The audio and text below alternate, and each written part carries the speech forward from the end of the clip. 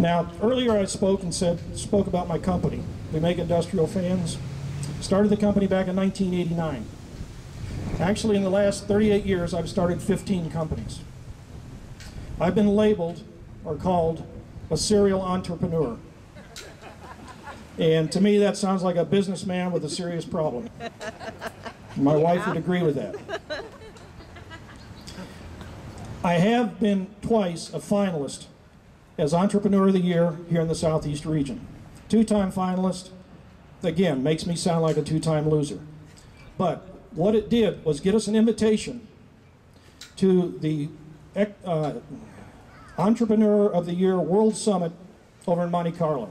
Now, we've been invited to these things before, but they were always in California or Arizona, and why would I want to go out there when I live in a place like this?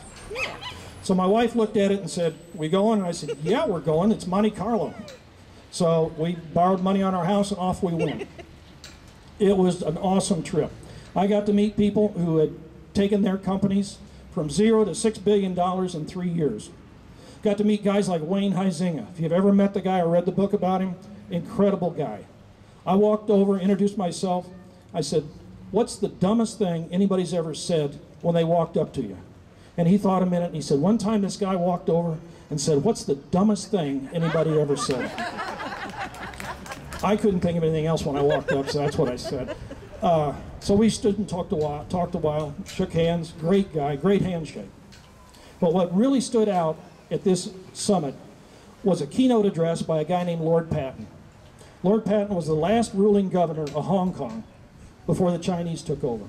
Lord Patton was going to talk about comparing U.S. businesses to European businesses.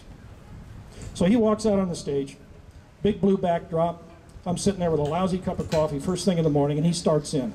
He said, "American businesses, they take chances, they tolerate failure, and they celebrate success." And I thought to myself, that's pretty good. This guy knows what he's talking about. He goes on and he says, "European businesses take vacations." And I go, yes! Because if you've ever tried to do business in Europe in August, the whole continent goes on holiday. They just shut down. And 2 weeks before, you can't get anything done because everybody's going on holiday, and 2 weeks after, you can't get anything done because everybody's trying to catch up. This is the stupid way some of the rest of the world runs their businesses and their economies. Not here in the United States. I can't imagine doing something like that. But more important was what he said about American business. We take chances. And not just in business. We all take chances. Yes, we do. That's what our founding fathers did. That's what our ancestors did. When they came here to the United States, they left their home, came here to take a chance setting up a new country.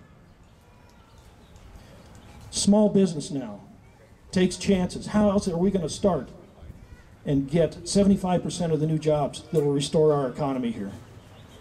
Just during the last Great Recession, I felt like a failure as my company was struggling along. And yet, I took a chance and started another company. A company that makes t-shirts. Some of you are wearing them right now. That company now employs 10 people. New jobs, not replacement jobs. These are new jobs. And we hope to employ another 40 by the end of the year. We take chances. We also tolerate failure. This is huge. Do you realize in the rest of the world, especially in Europe, if you try, fail, you're labeled a failure. You don't get to try again. You can't get bank financing. You can't get partners to work with you. You can't even get employers to work for you because you're a failure. But not here in the United States. Here, we try, fail, and chances are your neighbor's going to walk over and say, "Well, at least you tried." And they're going to be proud of you for that. And then you're welcome to try again. Our founding fathers tried, failed, and tried again.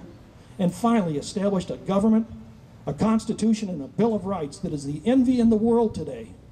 The most duplicated and desired form of government around the world.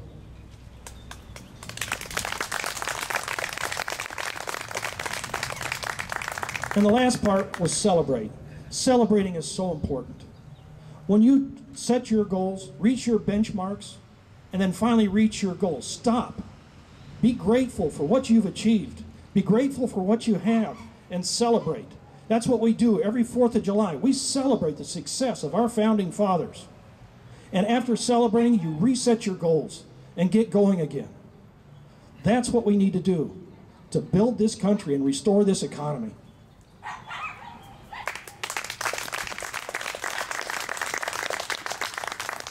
Now, lastly, I want to ask you a question.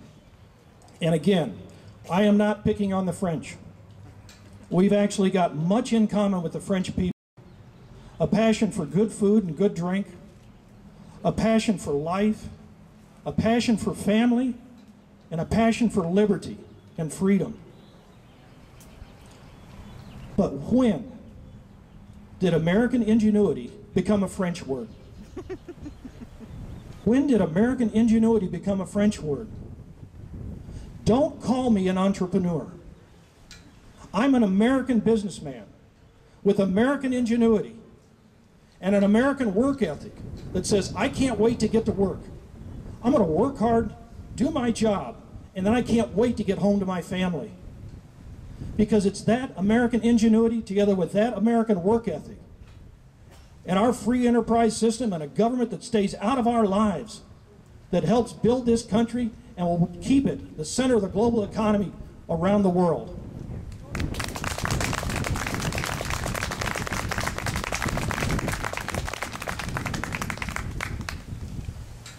I'm just Vance Patterson, a neighbor of yours living here in Burke County. But as your neighbor, I ask you to keep flying those flags. Keep showing the world where the center of the global economy is and will be in the future. For the sake of our children and our future generations, keep taking chances. Keep tolerating failure and celebrating success.